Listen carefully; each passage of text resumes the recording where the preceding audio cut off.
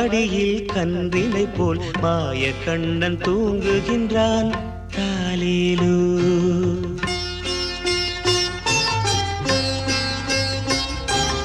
ஆயர்பாடி மாளிகையில் தாய் மடியில் கன்றினை போல் மாய கண்ணன் தூங்குகின்றான் தாலேலோ. அவன் வாய் நிறைய மண்ணை உண்டு மண்டலத்தை காட்டிய பின் ஓய்வெடுத்து தூங்குகின்றான் ஆராரோ.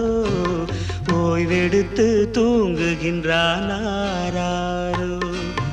ஆயர்பாடி மாளிகையில் தாய் மடியில் கன்றினை போல் மாய கண்ணன் தூங்குகின்றான் தாலேலோ.